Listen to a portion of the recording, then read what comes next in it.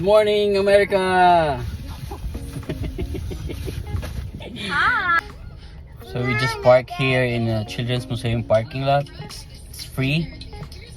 And you have to go early here just to save some like good parking lots. Just we did.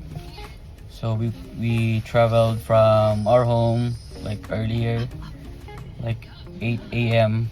and we just arrived at 10:30.